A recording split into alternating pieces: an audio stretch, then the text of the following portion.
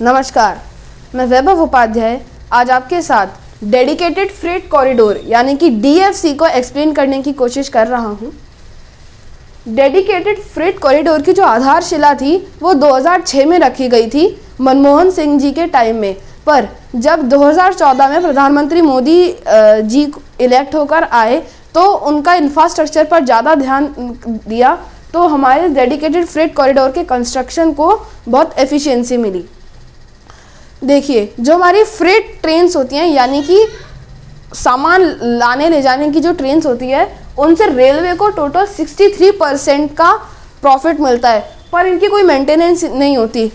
No toilet, no महिला सुरक्षा, no chain pulling, कुछ नहीं होता इनमें। कोई बस दो लोको पायलट आगे, दो लोको पायलट बीच में और पीछे गार्ड का डब्बा। पहले इसे इंडियन रेलवेज को बोला गया था बनाने के लिए, पर इंडियन रेलवेज का खुद शेड्यूल इतना टाइट रहता है कि कब कौन सी ट्रेन आएगी, कब कौन सी जाएगी, तो उन्होंने कहा कि भैया हमारे पास इतना टाइम नहीं है, ना ही हमारे पास इतना पैसा होगा कि हम इसका पूरा फाइनेंस कर सके। तो सरकार ने एक नई ऑर्गेनाइजेशन बनाई जिसका नाम दिया गया DFCCIL यानी कि डेडिकेटेड फ्रेट कॉरिडोर, बस उसके आगे कॉरपोरेशन ऑफ इंडिया और लगा देना है, dedicated freight corridor corporation of India limited. जो ये DFC है दो टाइप के होंगे, WDFC और EDFC। WDFC यानी कि वेस्टर्न डेडिकेटेड फ्रेट कॉरिडोर, ये दादरी से चलेगा, दिल्ली और नोएडा के पास है दादरी से चलेगा और JNP पोर्ट यानी कि जवाहरलाल नेहरू पोर्ट तक जाएगा। वो उसे मुंबई बंदरगाह भी कहते हैं। वो भारत का सबसे आधुनिक बंदरगाह है। इसकी लेंथ है 1504 किलोमीटर और ये 2022 तक बनकर फुल्ली रेडी हो जाएगा। लेकिन जो दूसरा है EDFC यानी कि ईस्टर्न डेडिकेटेड फ्रेट कॉरिडोर, ये कलकत्ता के पास है दानकुनी से चलेगा और पंजाब के लुधियाना तक जाएगा। इसकी जो लेंथ है वो 1856 किलोमीटर तक है और ये 2024 में बनकर फुल्ली रेडी हो जाएगा। अब जो हमारे पास सबसे बड़ी एक प्रॉब्लम आती थी जो बंदरगाह होते हैं यानी कि पोर्ट्स होते हैं, उनका एक लॉजिस्टिक पार्क होता है। देखिए, ये है पूरा एक हमारा पोर्ट। ये जो आगे का हिस्सा है यहाँ पर तो गाड़ियाँ शिप्स लगती हैं, लेकिन जो ये पीछे का हिस्सा होता है यहाँ पर बड़े बड़े कंटेनर्स और सामानों को रखा जाता है, जो फिर ट्रेन्स की मदद से ले जाए जाते हैं और इनको शिप में लोड कर दिया जाता है। यहाँ पर इनकी खुद की छोटे इंजन्स वाली छोटी ट्रेन्स होती हैं जो इन्हें ले जाती हैं। पहले क्या होता था कि जो मालगाड़ियाँ हैं उन्हें 2-3 दिन तक रोक के रखते थे, उनका कोई टाइम ही नहीं है। 63% इनकम वो दें, लेकिन उनका कोई टाइम ही नहीं था, क्योंकि पैसेंजर ट्रेन को ऑब्वियसली ज़्यादा इंपॉर्टेंस मिलती है। तो 2-3 दिन तक रुके रहते थे। सपोज करें यहाँ पर आई एक शिप, उसे ले जाना है कोई इंडिया का प्रेशियस पत्थर दुबई में, कुछ काम होना है दुबई में, तो अब 2-3 दिन तक तो एक ही स्टेशन पे रुकी रहती है मालगाड़ी, तो वो कितने दिन तक आएगी, फिर वो भी थक हार के अपना चली जाती है। अब क्या होगा कि जो DFCCIL है, इसने टारगेट करा है कि भारत के किसी भी कोने से हम सामान 24 घंटे के अंदर अंदर पहुंचा देंगे। तो यहाँ पर ये दो लाइन्स है, एक आने की एक जाने की। सपोज करिए यहाँ पर एक जहाज आया, इसे संगमरमर ले जाना है दुबई में, बुर्ज खलीफा में कुछ काम होना है, तो यहाँ से एक ट्रेन आएगी, यहाँ पर वो माल अपना छोड़ देगी, जो पास का उसका प्लेटफॉर्म होगा।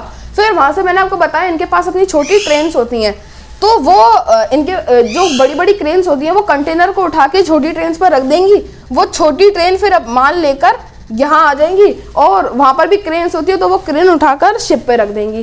तो इससे काम हमारा एफिशिएंट होगा और जो रेलवेज को प्रेफर भी करेंगे ज़्यादा से ज़्यादा लोग।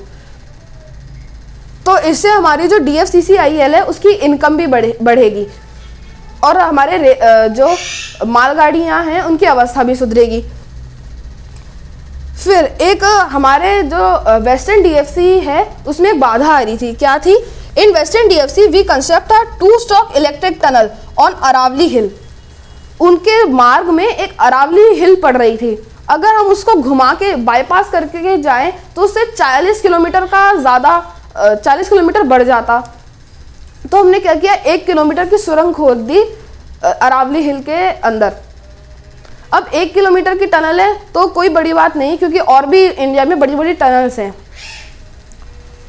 ये डबल डेकर ट्रेन यानी कि डबल स्टॉप ट्रेन को भी ले जा सकती है। लेकिन इसमें जो खास बात इसे अपने आप में एक इम्पॉर्टेंट बना देती है वो है कि ये इलेक्ट्रिकल डबल स्टॉप ट्रेन को ले जा सकती है।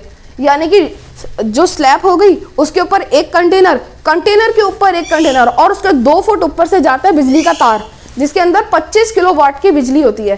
तो वो इतना लंबा है कि एक जेसीबी को अगर हम तिगुना खड़ा कर दें, जेसीबी की हाइट का तिगुना, इतना लंबा है ये। फिर इसके पास 2 टाइप के स्टेशन होंगे, एक प्रीसीडिंग स्टेशन, एक डिपोर्ट स्टेशन।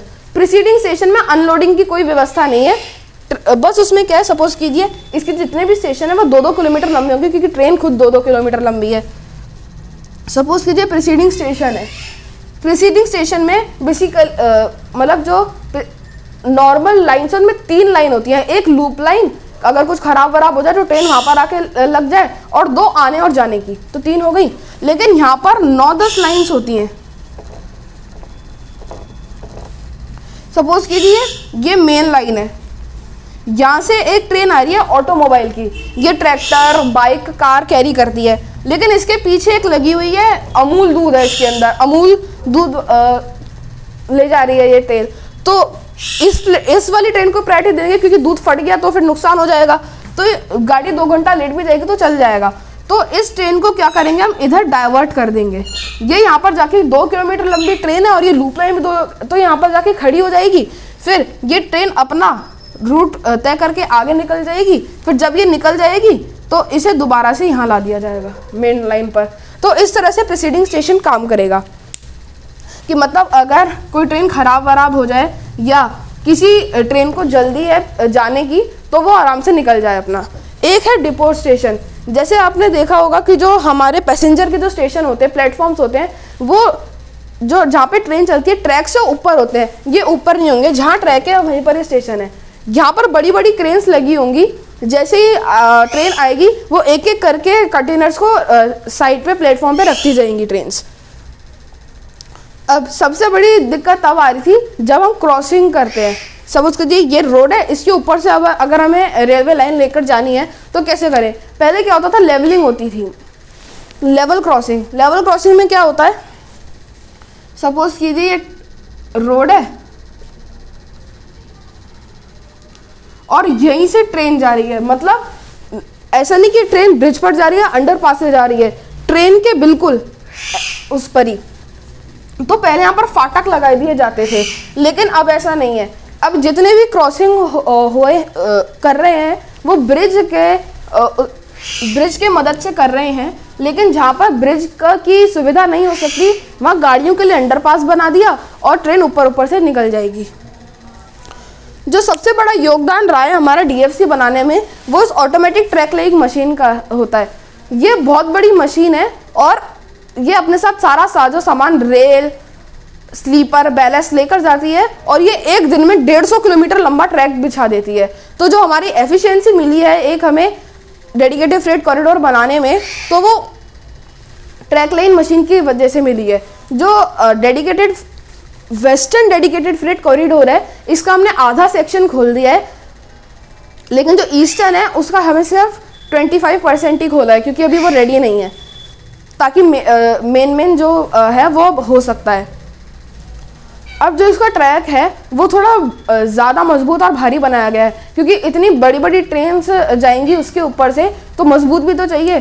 तो उसमें ट्रैक में क्या किया गया है, पहले ट्रैक होता था उसके बीच में इतना गैप होता था और यहाँ पर नट बोल्ट से कस दिए जाते थे, लेकिन अब ऐसा नहीं है। ये लगाए तो गए हैं ये भी, लेकिन अब इसको वेल्ड कर दिया गया है ताकि कोई जो गैप था अब वो गैप ही ख़त्म कर दिया गया है, ताकि इसे मजबूती मिले और ये बिना डिसबैलेंस हुए तुरंत निकल जाए।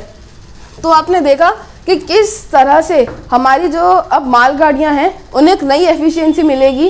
अब उन्हें एक ही स्टेशन पर 2-2, 3-3 दिन तक खड़ा नहीं रहना पड़ेगा, तो ये उनके लिए भी अच्छी बात है। होप आपको ये वीडियो पसंद आया होगा। प्लीज़ मेरे चैनल को सब्सक्राइब करें और इस वीडियो को लाइक, कमेंट और शेयर करें। धन्यवाद।